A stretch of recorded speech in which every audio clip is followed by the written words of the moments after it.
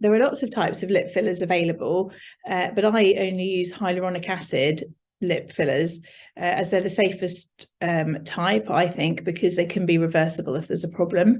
They also give a lovely result and tend to last for between 6 and 12 to 18 months, depending on the type used.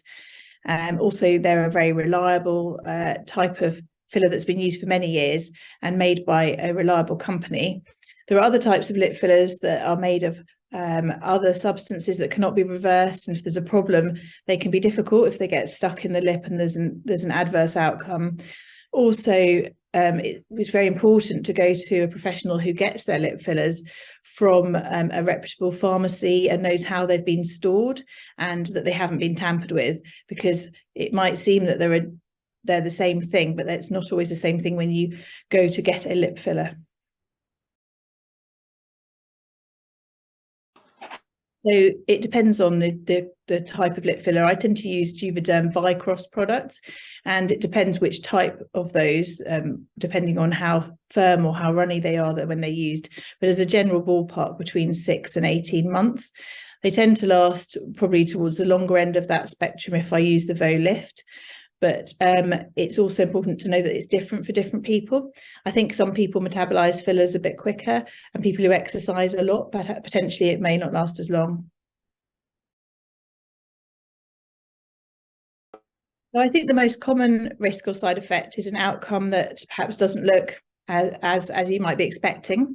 So certainly it's important to think about talking to your practitioner about exactly what type of outcome. I spend a lot of time chatting with my patients, finding out what they really want.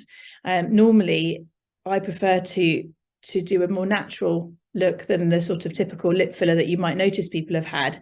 And I tend to find that most of my patients do want that, not always. And there's always risks with asymmetry. Another thing is with a filler, it's really important to use a sterile technique. So coming to a surgeon is a good thing, because surgeons are highly trained in how to use a very sterile technique. Because even if a bug gets in on the injection day and perhaps maybe doesn't even show till later, it's very difficult to get that sorted out and remove the infection without removing the filler, and it can cause a lot of problems. The most serious risks that you might have heard are a patch of skin loss or even blindness, but those are very, very rare. All the same, I take every precaution to avoid those, and use techniques to avoid the vessels that run in the lips. And also I frequently use a cannula, which is a blunt-ended instrument to insert the filler for safety reasons.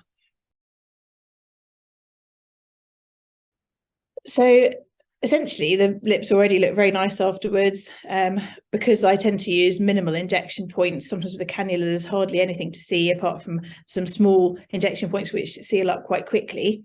I do ask the patients not to touch their face at all and not to put any makeup on until the next day. And certainly, if they were tempted to touch their face, I would tell them not to at all. But if they had to for some reason, to put lots of alcohol gel and wash their hands carefully. The recovery process as well might even though it looks okay, might feel a bit funny, because the lip filler has a local anesthetic in it, so the lips can feel quite rubbery and not quite like, a bit like when you've been to the dentist. They might feel bigger and like they don't work properly for a little while afterwards, but that's only temporary for a few hours, and certainly the next day should have worn off.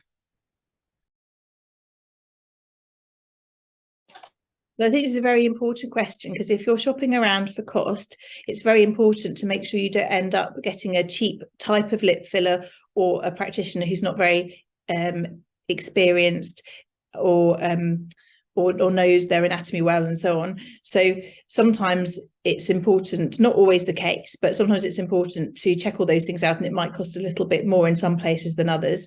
For me, we're looking at £300 minimum, but usually a bit more than that.